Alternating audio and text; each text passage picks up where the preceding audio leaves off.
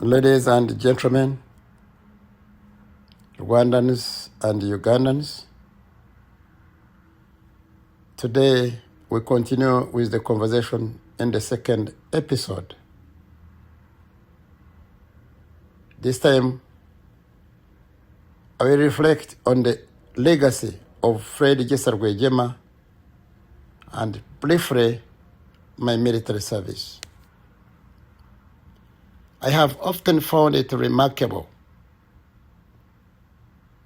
that some of those who either participated in or politically benefited from the events surrounding the death of Major General Fred Rwigyema have gone on to portray him in a manner that diminishes him, his extraordinary military record, and the charismatic leader that he was.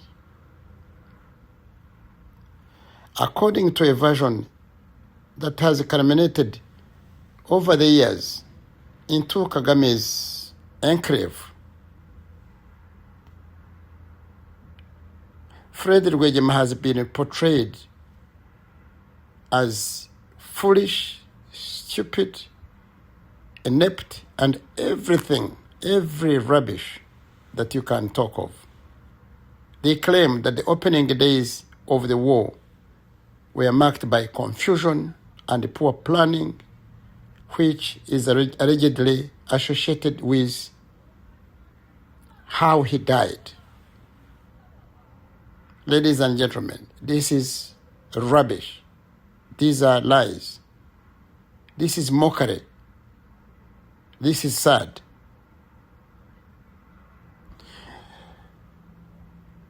The story claims that the same RPA soldiers under Rwigyema's command and later by Uganda and Burundi advanced recklessly. They claim that Major Burundi just rushed mistakenly into the war, to the enemy hands, while enemy had overrun RPA soldiers, and that's how he got killed. All these are lies, covering up the evil done, planned by none other than Paul Kagame.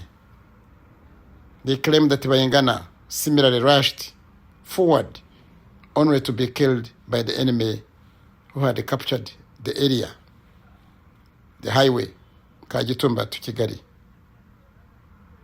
At the same time, 20 minutes apart, same enemy ambushes. But these were not ambushes by the enemy. These were the soldiers, including those of Dodo, Colonel Dodo and Bingira and late Kiza.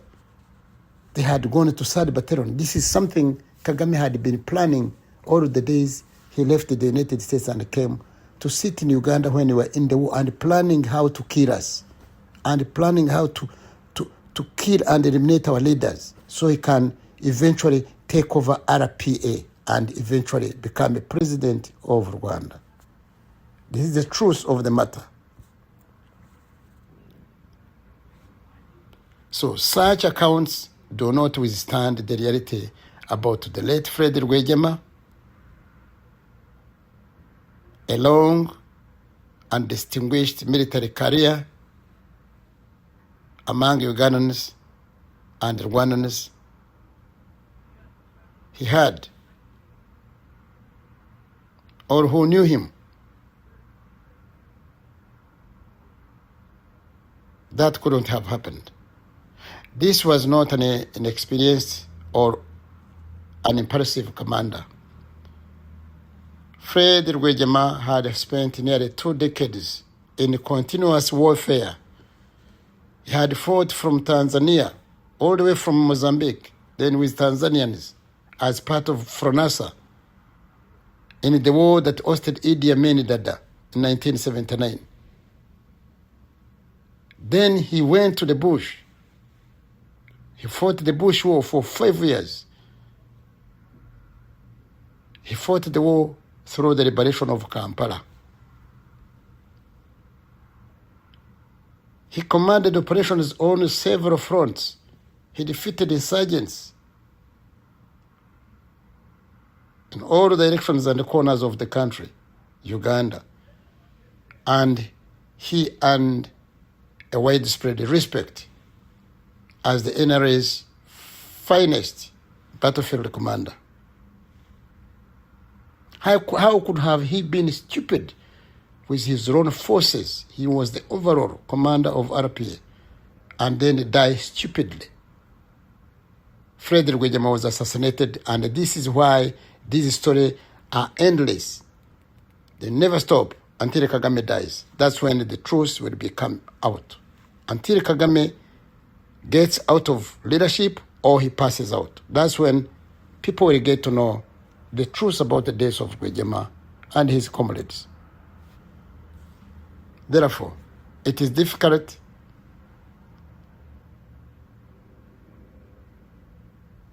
to see how such a seasoned military professional fits into this Kagame's narrative that portray him as having acted carelessly during the opening hours of the Rwandan campaign, of which they are trying to claim is the reason why he died. It's a no, it's a no. It will never work. General Gisa, who was later known throughout his wars that he fought as Fred Rwigyema, was killed by 2 RPA officers that had been newly deployed into his protection team under the advice of Major Paul Kagame, whom Rwigyema usually trusted, as you all know, as many Banyarwanda know. And the 2 new officers, these officers were newly graduated from Jinja Military Academy. They were only about 2 or 3 weeks old when we started the war. They had just been from the academy. And these were Second Lieutenant of the time, James Kabarebe, and Second Lieutenant Kato. I don't remember his other name. Both who had just completed the officer cadet course, 02 long 1989 stroke 1990. The graduation of September. Then we left in October.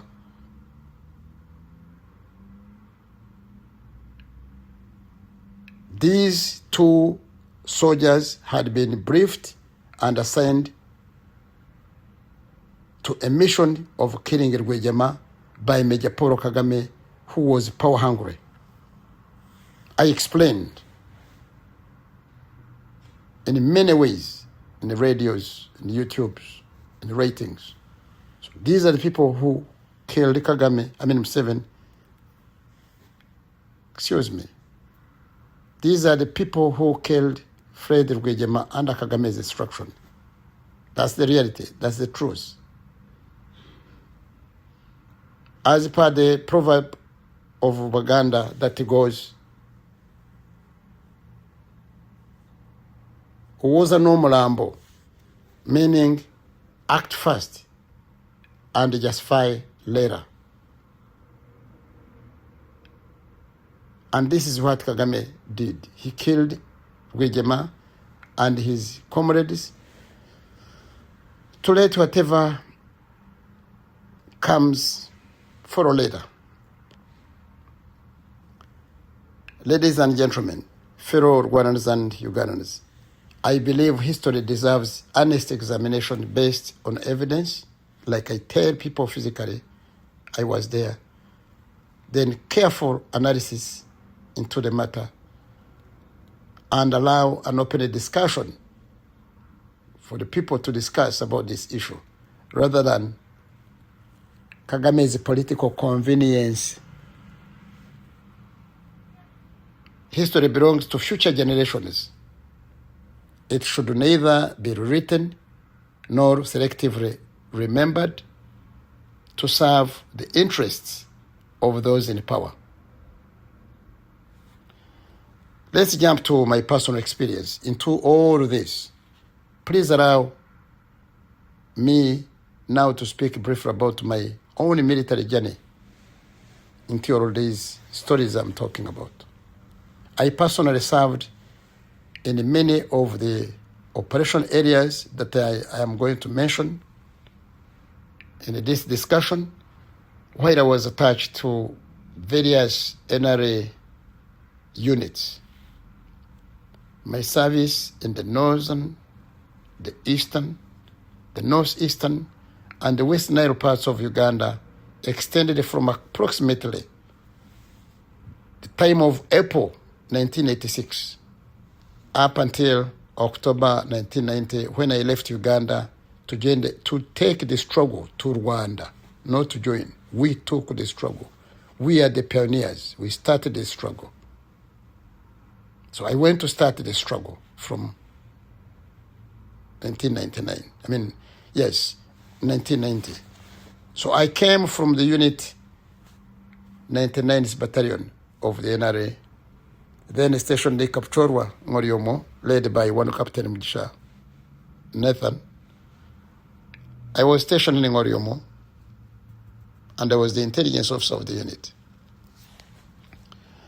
During my service, I had the opportunity to work alongside officers, including John Gashumba, who was later killed in Bungwe by Kabarebe's landmine. Then Gaddafi cousin Hwari also, who just perished in Uganda a few years ago.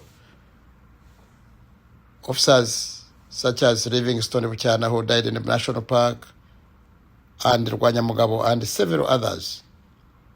And I had earlier been transferred from the 66th Battalion, which is located almost in the same areas of South Karamoja and North Kapchorwa.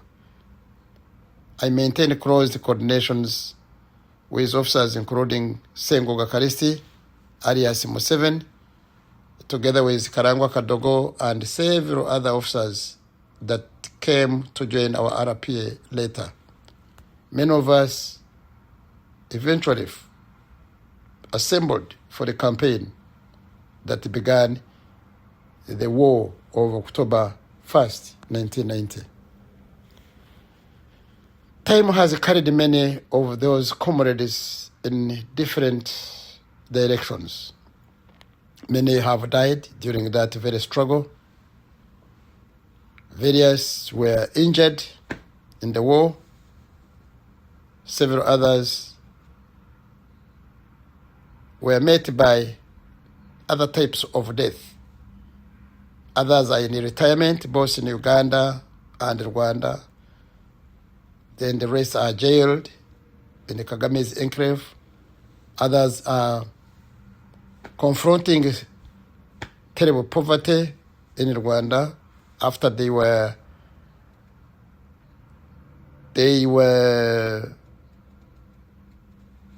demobilized prematurely, and others we are in exile, as you all know, and the rest few are in opposition, etc., etc.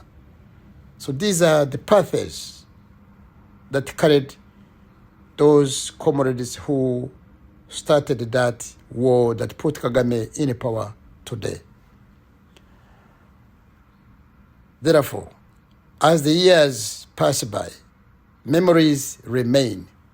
The names may fade for some, but for those of us who served together, both Ugandans and Rwandans, during that era, that crucial time, those men were fellow soldiers who shared the hardships, dangers, and sacrifices of that generation. Before we crossed into Rwanda, Rwandan soldiers serving in the NRA were deployed across an extraordinary geographical area. The list of operational areas that I'm going to mention is not merely a collection of place names. It represents battlefields, villages, roads, forests, and military posts where countless soldiers lived, patrolled, fought, and in many cases made their ultimate sacrifice for Uganda. It is from these deployments that many of us, the NRA soldiers, who later formed the nucleus of the Rwandan Patriotic Army, departed to begin the next chapter of our military history. Ladies and gentlemen, Rwandans and Ugandans, I thank you for listening to this part, and again, stand by for the next episode. Thank you. Till later. Bye now.